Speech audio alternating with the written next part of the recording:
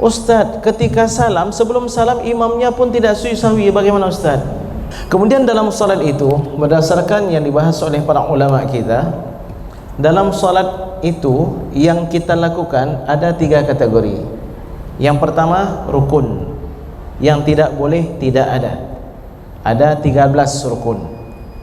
Mau kita bilang 17 pun sama dengan 13. Mau kita bilang 19 pun sama dengan 13. Ini sudah pernah kita bahas rukun salat yang 13. Kemudian yang kedua, sunnah ab'ad.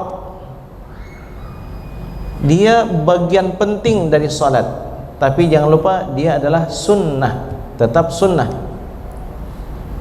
Kalau tertinggal salatnya sah, namun dianjurkan untuk sujud sahwi. Dalam fikih mazhab Syafi'i, sunnah ab'ad itu ada 5. Qunut subuh, ya, dan juga qunut pada witir bagian kedua di bulan Ramadan. Kemudian yang kedua sunnah ab'ad adalah duduk tahiyat awal, duduknya namanya duduk iftirash, sama seperti duduk antara 2 sujud. Kemudian yang ketiga bacaan tahiyat atau bacaan tasyahud pada tasyahud awal, at-tahiyyatul mubarakatus salawatut thayyibatu lillah. Diingat untuk sekalian, bukan at-tahiyyatul tapi at-tahiyyatul. Ini kadang-kadang anak kita, ya mungkin ada juga orang yang tua dapat ilmu warisan dari masa SD, ya, masa masih ibtidai, dia enggak update ilmunya. Jadi masih baca at-tahiyyatul, padahal at-tahiyyatul mubarakatus salawatut thayyibatu lillah. Assalamu alayka ayyuhan nabiyyu wa rahmatullahi wa barakatuh. Assalamu alayna wa ala ibadillahis salihin. Ashhadu an la ilaha illallah wa ashhadu anna muhammadar rasulullah.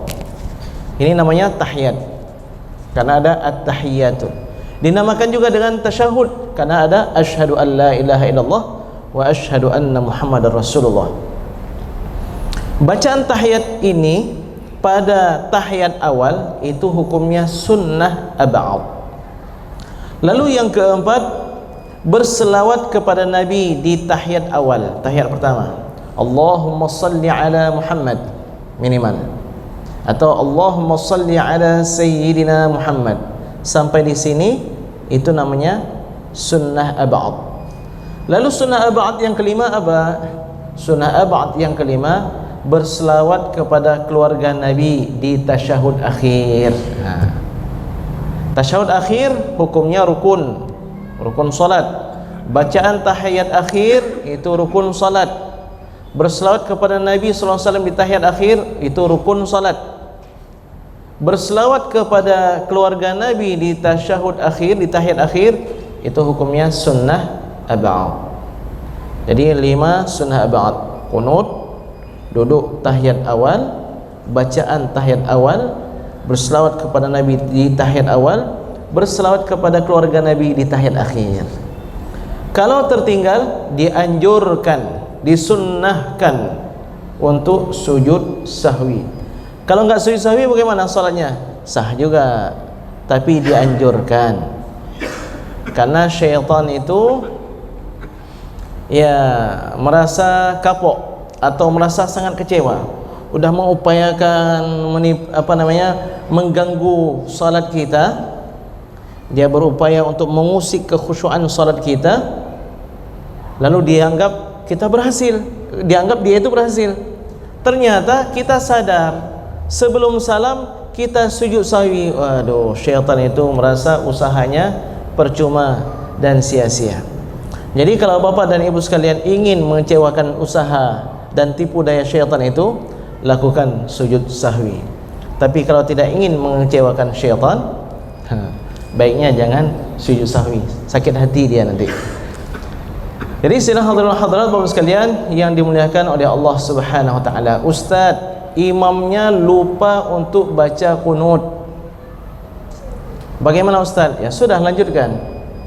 Ustaz, ketika salam, sebelum salam imamnya pun tidak sujud sahwi, bagaimana ustaz? Ada 2 pilihan. Bapak dan ibu boleh langsung salam, Tapi afdalnya sujud sahwi dulu, sebaru kemudian salam. Tapi ada juga orang yang membaca kitab kuning mengatakan kalau imamnya salam ya udah salam terus. Tidak. Di dalam beberapa kitab, termasuk misalnya dalam kitab Al-Bajuri, itu disebutkan dianjurkan bagi makmum jika imamnya lupa untuk sujud sahwi agar dia sujud sahwi sendiri-sendiri, berpisah-pisah. Yang ini ya. Baru kemudian dia salam. Mari kita ambil manfaat dari ilmu beliau. Bisa kita lihat video-video kajian beliau di Ustaz Awaluz Zikri Official. Subscribe, like, and share, komen. Manfaatkan ilmu ini, mudah-mudahan amal kita sesuai dengan tuntunan Rasulullah